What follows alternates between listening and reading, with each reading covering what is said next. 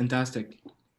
Good morning and welcome. I am Mohammed Suleiman, a fellow with the cyber program at the Middle East Institute. I'm also a member at the Middle East practice at McCarty Associates, a strategic advisory firm based in Washington, D.C. I'm pleased to welcome you all to today's opening panel, which will explore the growing digital transformation in the Middle East and North Africa, as well as the challenges associated with regulation, gender, and of course, COVID-19. The intersection between tech and business requires exceptional expertise to tie the different pieces together.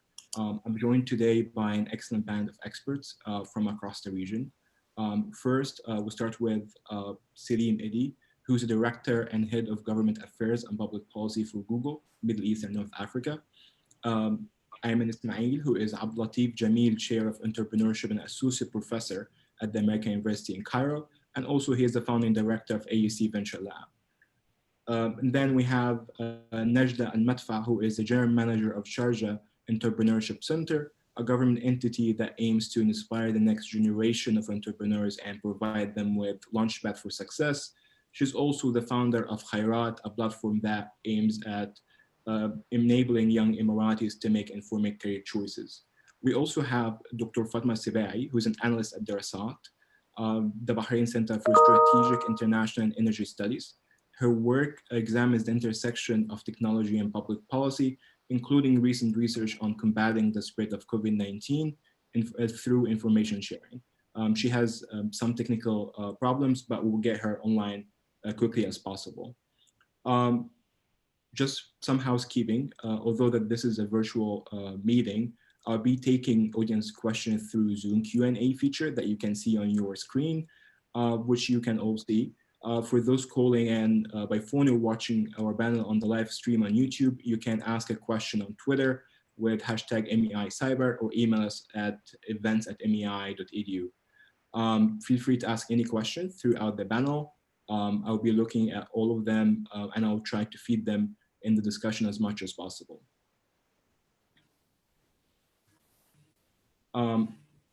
I think my first question would be to Salim. I think we cannot really talk about digital transformation in the Middle East without mentioning big tech. How Google does see the digital transformation and digital policies across the region? Good morning. Thank you, Mohammed. It's a pleasure to be here. And yeah, I mean, so what's happening today is actually quite interesting because the situation that we are in, we've been in for the last 3-4 months, has forced somehow everyone to go on a digital platform like we're doing today. You know, in other circumstances, we would be all meeting in one place. The effect of this is acceleration of digitization. So one could say that time is bending and digitization is happening at a much faster rate than before. It's very important to understand this context. At the same time, innovation keeps happening at a faster rate.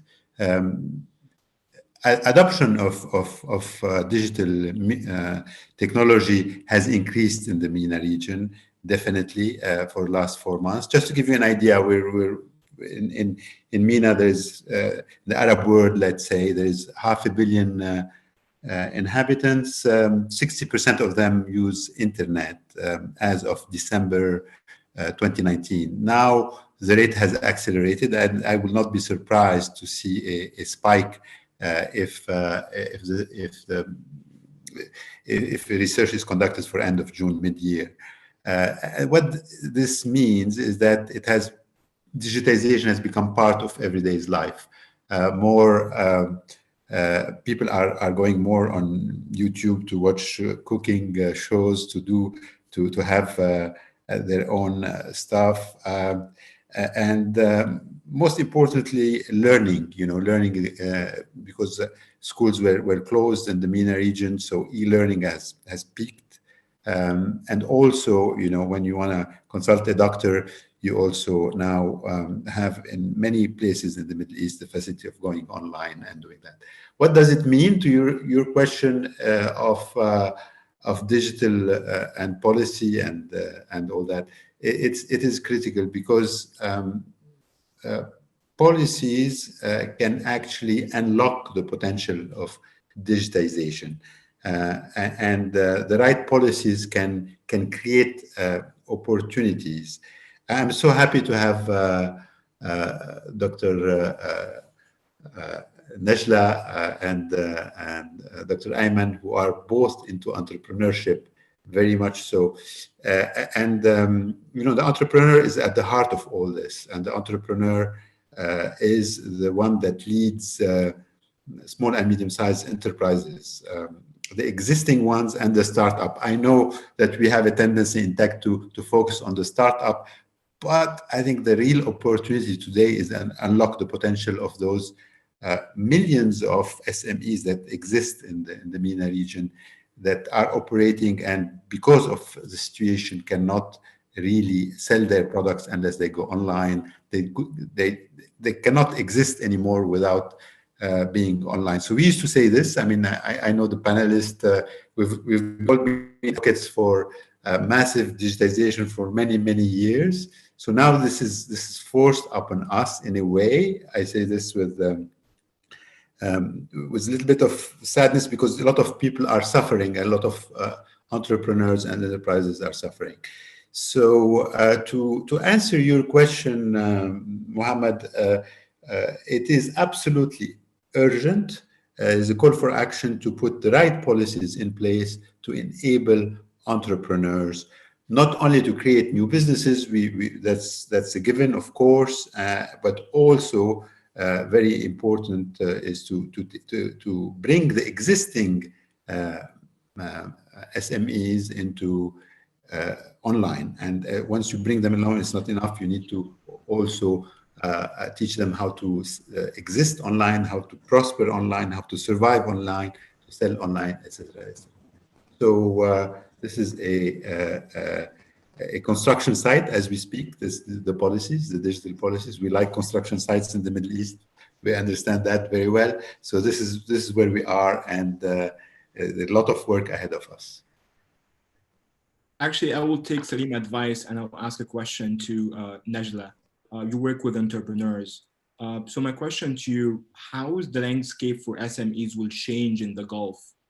Specifically COVID, geopolitical unrest, and where does you see opportunities for SMEs during this time through like widespread digital adoption or transformation? Thank you, Mohammed. It's a pleasure to be here. Good morning, everyone. I agree with Salim. Overall, yes, obviously there has been a bit of an upheaval amongst, both startups, depending on what industries they're in, and SMEs. But I really do think that in general, this is an opportunity for entrepreneurship, for SMEs, and for the ecosystem as a whole. I think it's going to be an extraordinary opportunity for countries in the GCC to start looking inwards and really building more resilient sort of countries and more resilient sectors. And I think you'll see that, a lot of the times, I think up until now, maybe entrepreneurship was looked at as a nice to have. But I think now there's the realization that a lot of critical and vital sectors like, food, health, education, a lot of those will come out of the ventures that the ecosystem is creating, that are coming out of the ecosystem. So I think entrepreneurs, I think SMEs as a whole stand to gain from that realization, and obviously from the big digital adoption that's taking place. I mean, one of the key challenges that entrepreneurs used to face, I say pre-COVID, hopefully this will change, is access to market. I've supported over 120 startups within Shira, and every time we try and introduce them to corporates or government entities, the process is quite cumbersome. For them to build that trust with the startup and give those startups an opportunity to prove their concepts and so on. But I think that's going to change now.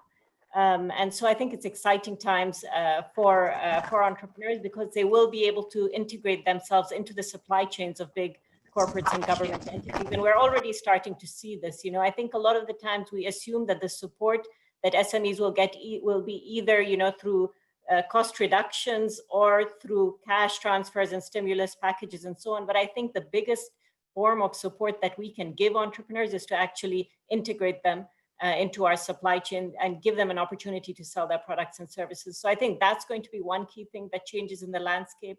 I think the second key thing, so we talked about access to market. I think the second key thing, interestingly, post-COVID will be access to talent.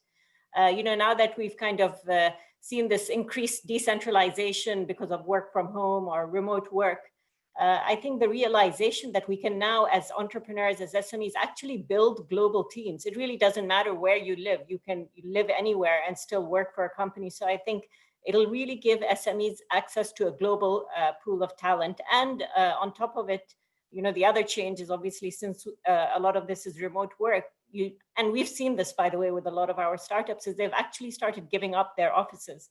So there's that opportunity to also save costs. So I think the cost structure for startups will be significantly different post-COVID. I think there'll be, you know, the reduction in administrative fees, you know, registration, licensing fees, but also reductions in rent.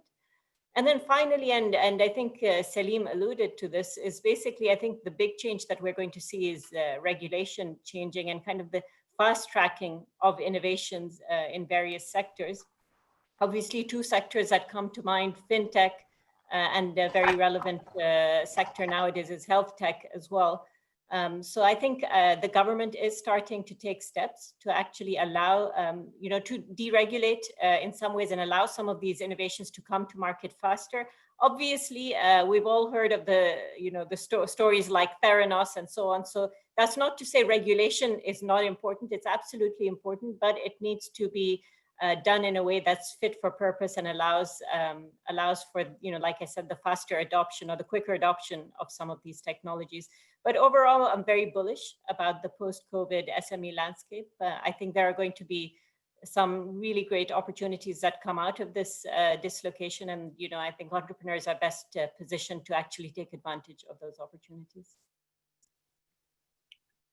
I want to switch to Ayman.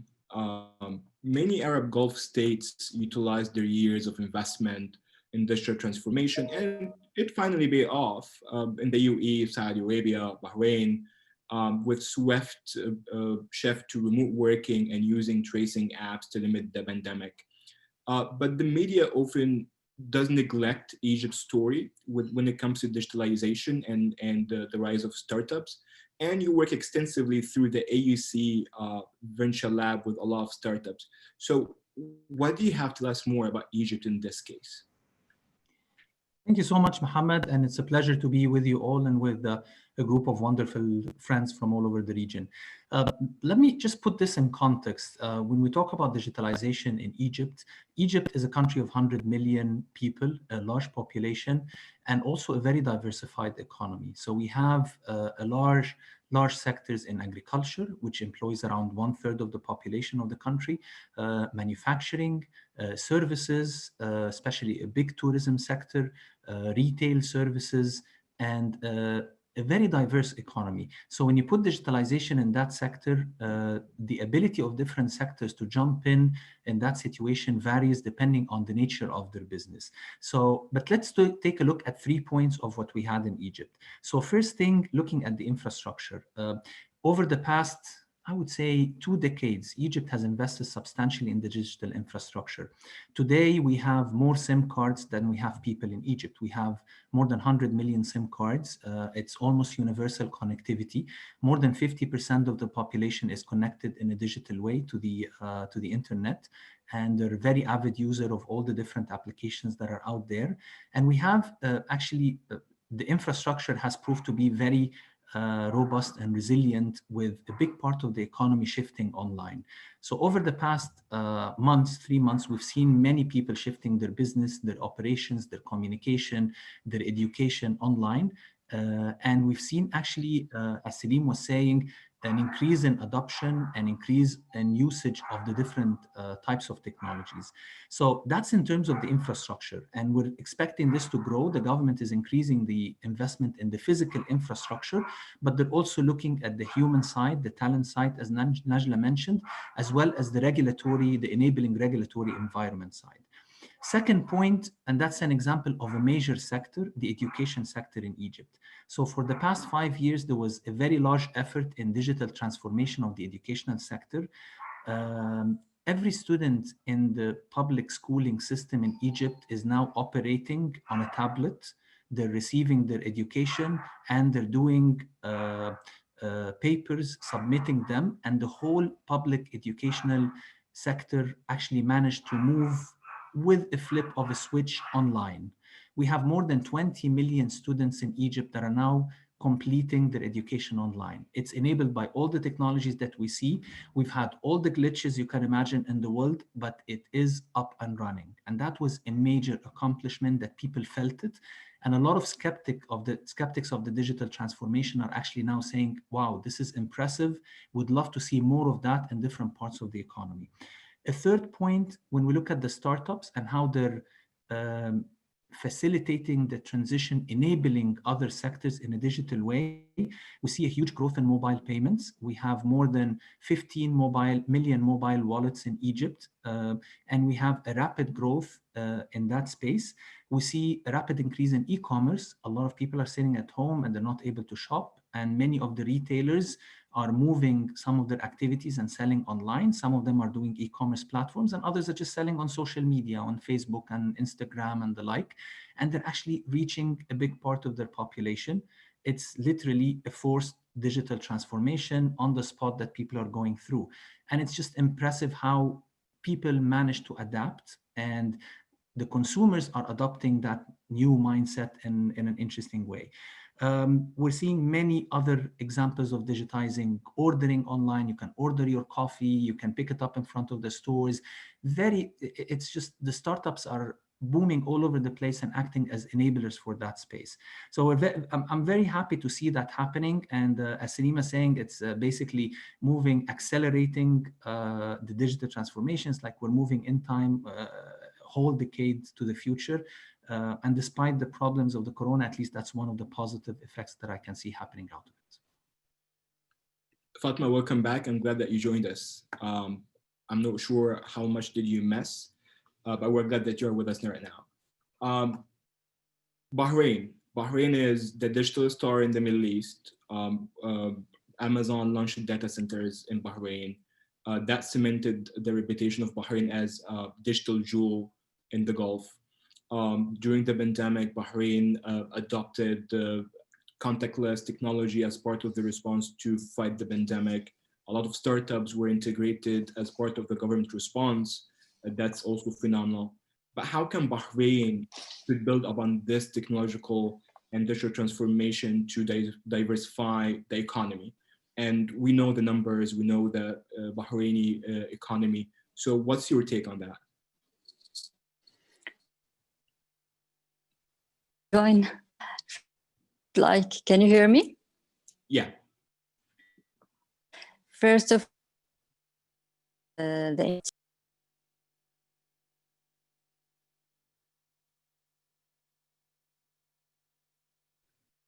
Fatma? I think she has technical challenges.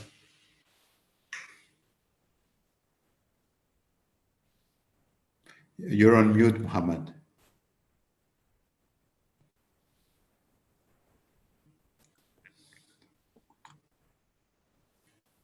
Fatma? Okay. So to you, Slim, actually, picking up on where we left the conversation, tourism globally has been the hardest hit sector, major losses. And the Middle East and North Africa as a region is not immune to the losses. But recently, we have been seeing a new phenomenon of digital tourism. You have the Egyptian Ministry of Tourism announcing virtual tours to cemeteries and temples. Similar issues have been in Saudi Arabia and the UAE. How can big tech help that growing industry and support governments in this effort? Yeah, those countries like Bahrain already so focused on digitalizing their economies are those that have been able to react quickest to contain the pandemic and that have been able to adapt most seamlessly to the widespread disruption. Bahrain sees the digital economy as a new economy that further diversifies economic activities. Fintech field is vital for the digital economy. Bahrain will see a surge in the use of fintech platform as consumers turn away from physical offering during the COVID-19 pandemic, which this could boost the industry in the country and wider Gulf region. In the past, it was more of a luxury to use digital market banking, but now the COVID-19 is here. People feel they have to interact online, and we have seen an uptake in contactless and digital payments. For example, use of national digital wallets, which called Benefit Pay, has surged by over 1,000% during the pandemic time. Today, there are over 444,000 registered users, which is about more than 28% of Bahrain's population. Moreover, Bahrain has already taken steps that help into digitizing of economy, like establishment of an excellent ICT infrastructure and creating regulatory regimes that meet the requirements of financial technology, such as launching the FinTech Sandbox by Central Bank of Bahrain and establishment of region's biggest FinTech incubator, which called FinTech Bay. Now Bahrain is a home for more than 400 financial institutions and has significantly pivoted away from being an oil-led economy. Financial service contributes more than 60.7% of GDP. And since the countries with deeper, more developed financial systems have higher economic, the development of digital payments and broader digital economy in Bahrain can be accelerated more and more through responsible development and oversight of emerging fintech companies. Thank you, Fatma, for that. Salim, I think I already mentioned the question about the role of big tech in helping government efforts into transforming into digital tourism. Sure. So it's thank you for this question. And in fact, tourism is very important in the MENA region. I think in Egypt, it's what 12% of the GDP. Every family has someone that works in Egypt. The UAE transformed itself into a hospitality hub, so it is critical. The role of tech is very, very important because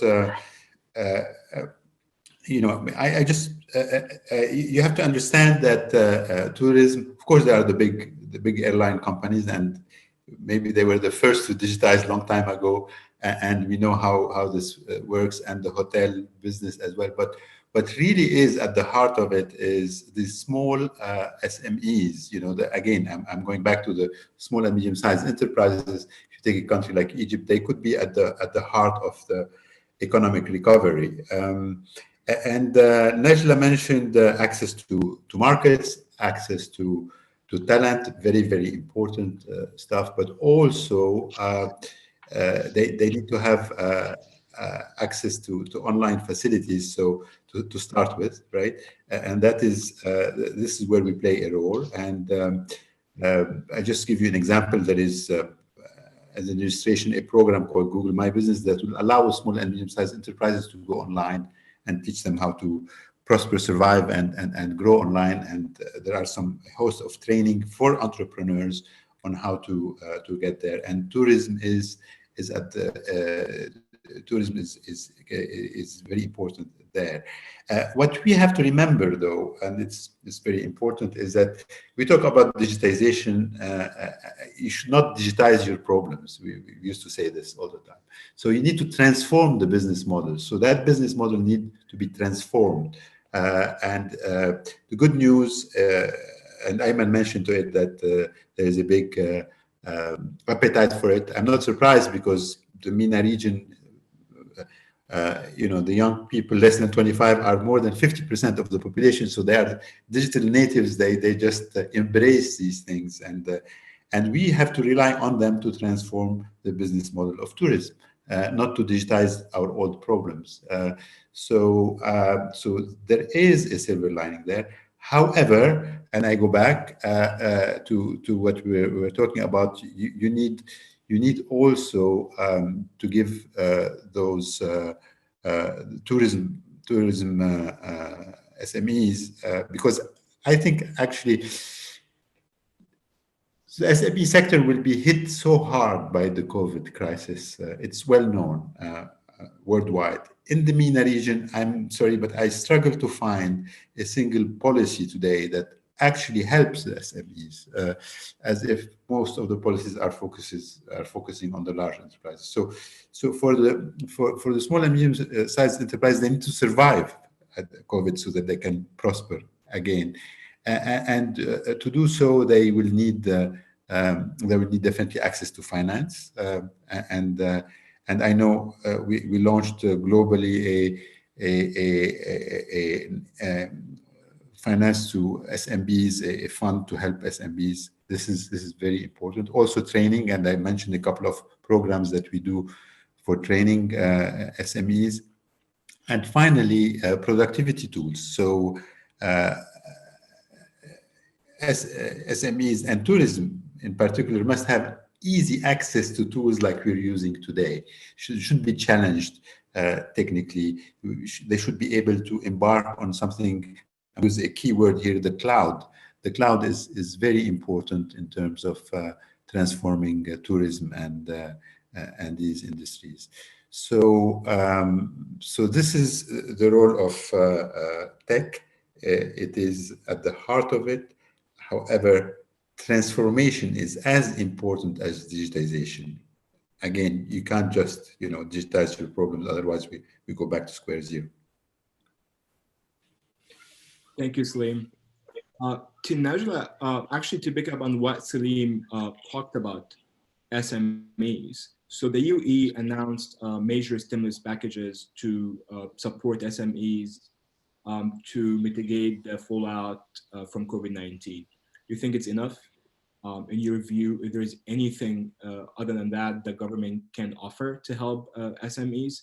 Specifically, they are at the core of the diversification effort for UAE and most of the Gulf Arab states.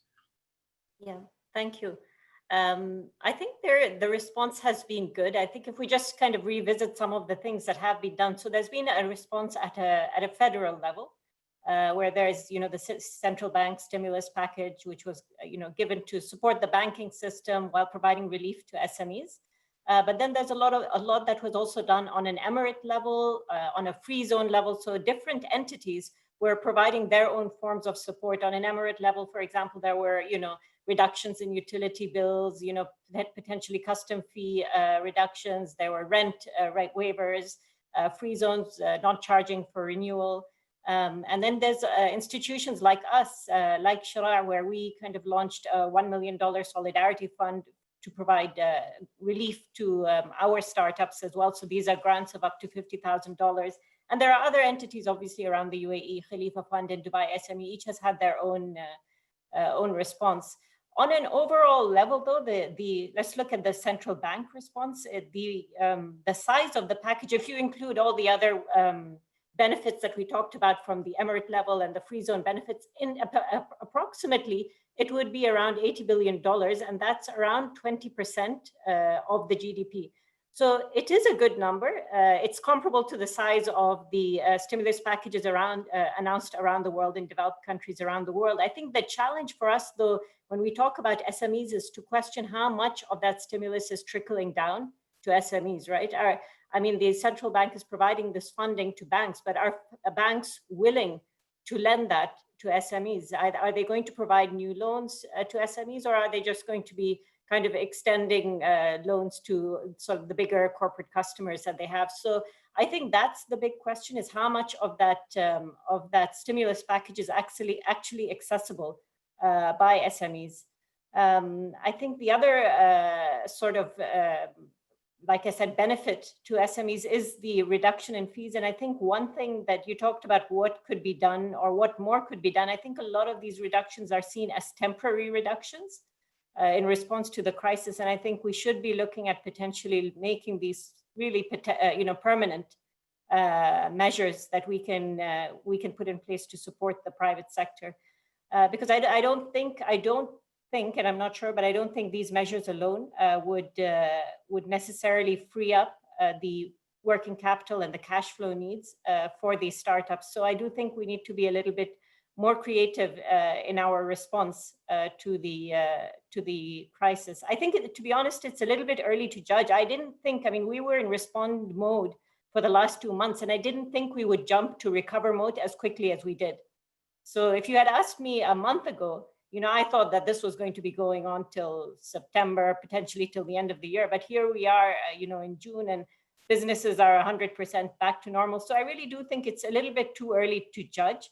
But I do know that it's a defining moment for a country like the UAE that's trying to position itself as an investment hub. So I do know that business owners around the world and the private sector in general, which we're trying to build and that we're trying to support, has all eyes on us and is watching the way we respond to this crisis. So if we do want to attract things like FDI in the long term, our response in terms of the support we provide to the private sector is going to be really critical.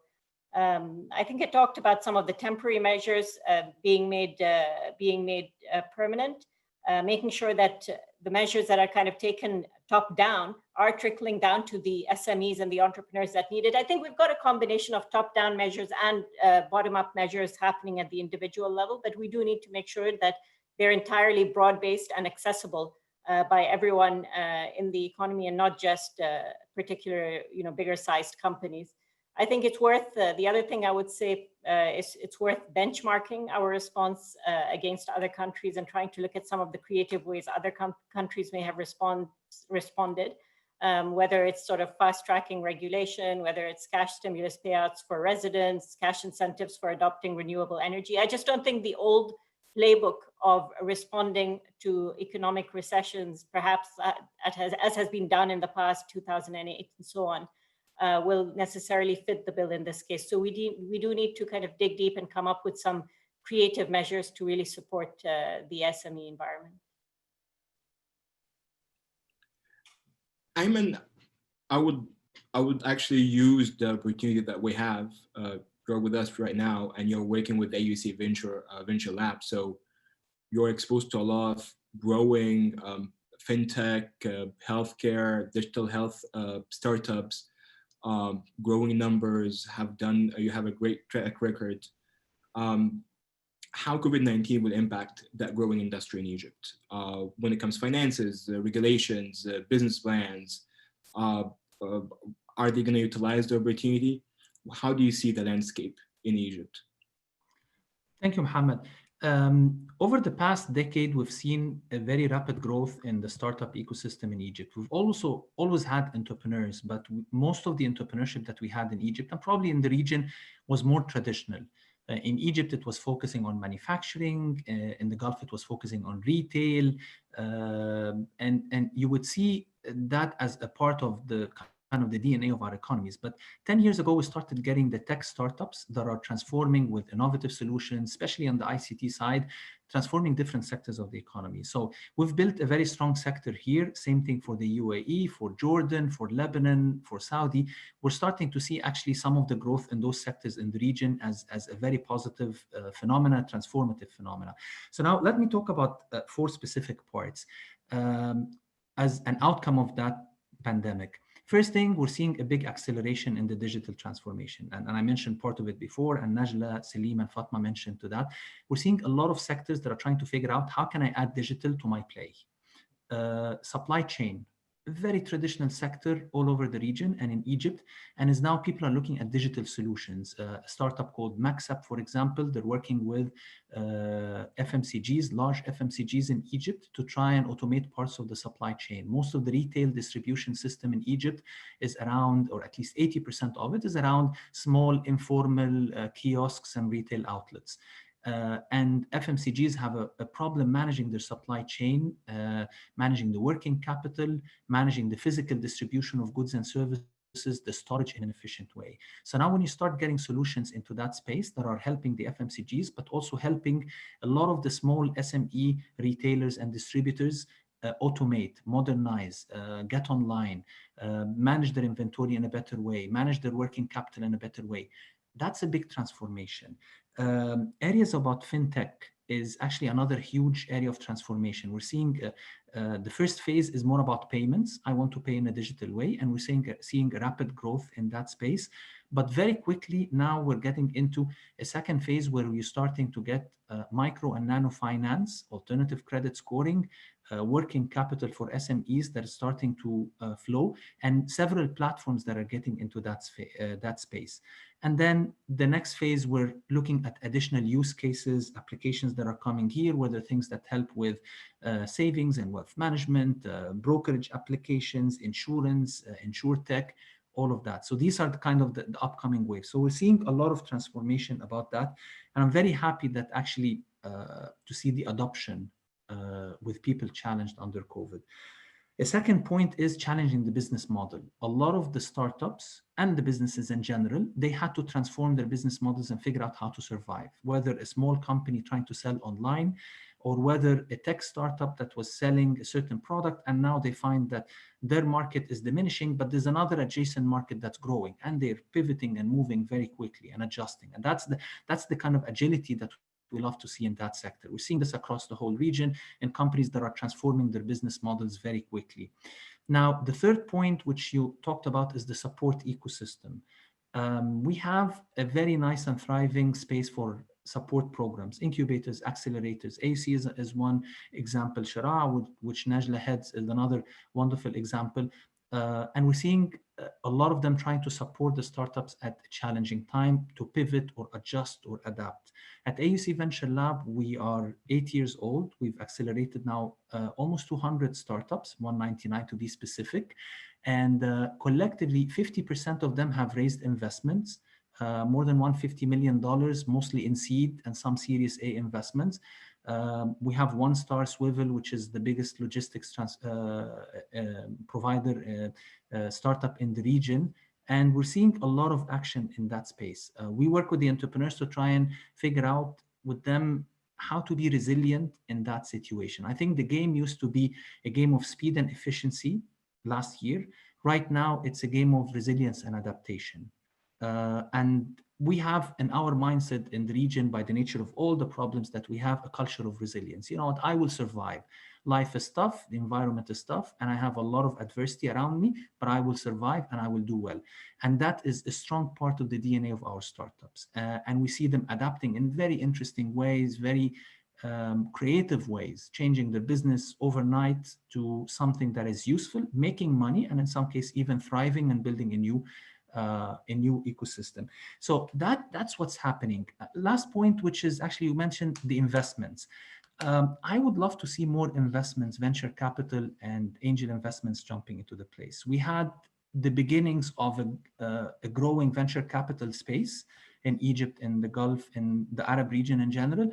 But I think a lot of people are just looking and kind of trying to wait and see. But I would encourage many of the investors to jump in. The opportunities are amazing.